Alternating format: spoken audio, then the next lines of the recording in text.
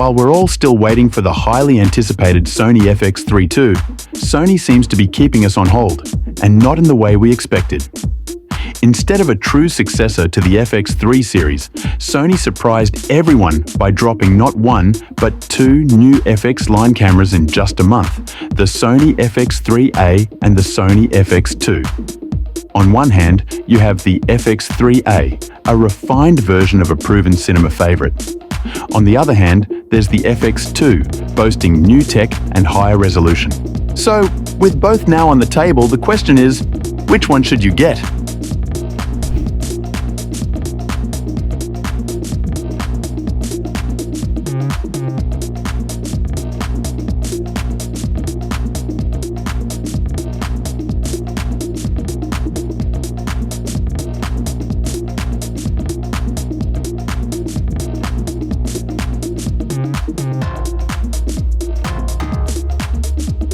The Sony FX2 sports a brand new 33-megapixel full-frame CMOS XMOR-R sensor, a significant leap over the 12.1-megapixel sensor found in the FX3a.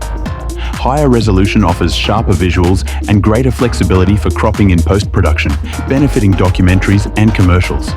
However, the FX3a leans heavily into its low-light capabilities, with an expanded ISO range up to 149,600, compared to the FX2's more conventional dual-native ISO. The FX3a's sensor is optimized for cleaner output in difficult lighting conditions, making it a low-light beast for events, music videos, or night shoots. Still, resolution matters, and the FX2 delivers that, plus respectable low-light support via its XMOR-R architecture, making it the more future-proof option for hybrid shooters and taking the lead here.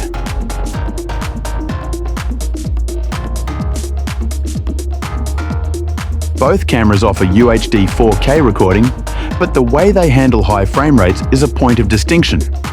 The Sony FX3a can shoot 4K up to 120 FPS and 1080p up to 240 FPS, giving it a major edge in terms of slow motion capability. That makes it ideal for capturing cinematic slow motion B-roll, sports, or artistic sequences. The FX2, while impressive in other areas, tops out at 4K at 60 FPS and 1080p at 120 FPS. While that still caters to most production needs, it does place a hard ceiling on ultra-slow motion work.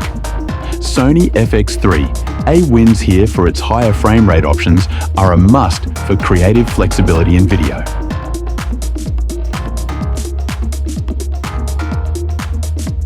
Sony has leaned into AI in a big way with the FX2. It comes with AI-powered autofocus and auto-framing, and includes dynamic active stabilization driven by machine learning algorithms. This translates into smoother handheld shots, smarter subject tracking, and far more precise performance for solo shooters or documentary filmmakers working in unpredictable environments. The FX3a does include phase detection AF with eye tracking and face detection, but it lacks the deeper AI integration present in the FX2. While still accurate and responsive, it doesn't benefit from the new wave of adaptive learning that the FX2 introduces. AI-assisted framing and stabilization make the FX2 a smarter, more reliable camera than FX3a.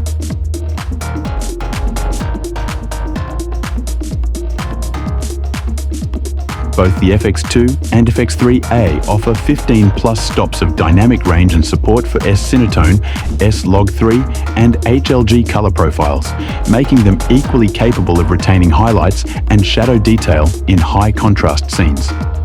Color grading flexibility is nearly identical, and 10-bit 422 internal recording with 16-bit RAW output ensures both are ready for serious post-production pipelines. With no noticeable differences in latitude or grading potential, this category is a rare draw between the two.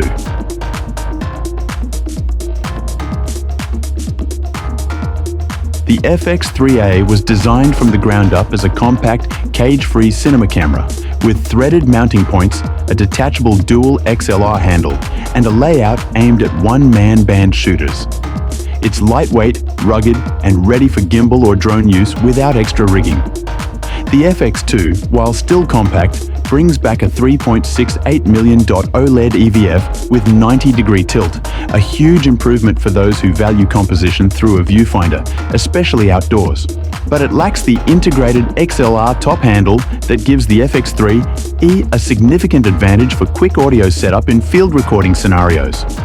Purpose-built body and integrated audio workflow keep FX3a ahead in ergonomic design.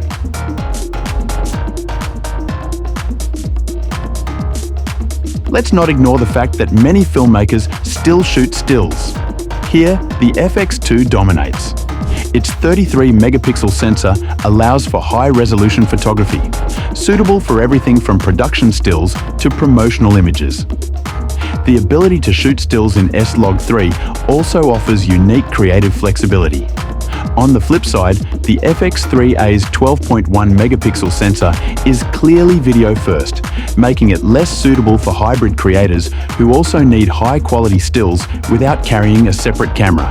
Here, the Sony FX2 is far better for hybrid use and professional-grade photography.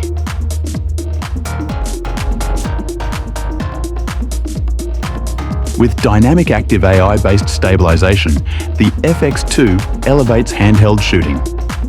Whether you're tracking fast-moving subjects or simply shooting B-roll in challenging spaces, the AI-based corrections result in more cinematic movement without the need for gimbals in many cases.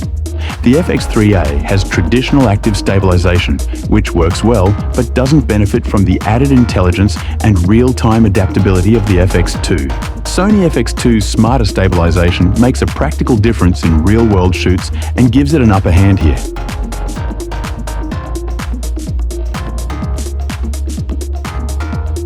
Both cameras offer dual card slots that support CFexpress Type A and SDXC formats, ensuring redundancy and fast transfer speeds.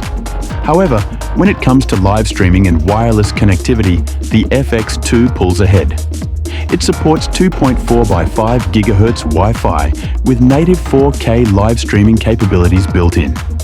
The FX3a, while it offers robust wired connections and file transfer via Imaging Edge Mobile, doesn't support onboard 4K streaming over Wi-Fi. Native 4K wireless streaming puts it ahead for fast turnaround content creation.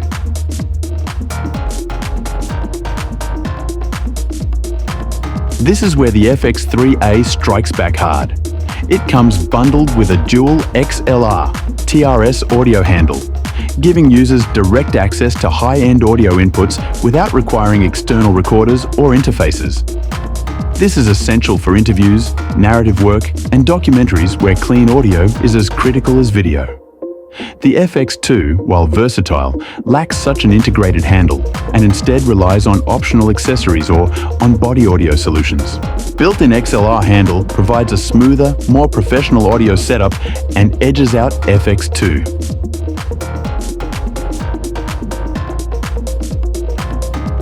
Sony's FX3a excels in high frame rates and pro audio, perfect for run and gun filmmaking. But the FX2 wins with higher resolution, AI autofocus, and better hybrid versatility. For today's content creators and commercial shooters, the FX2 offers the broader, more future-ready toolset and emerges as the better choice. Thank you for tuning in. Which one would you go for, or still waiting for the FX3 too? Let us know in the comments.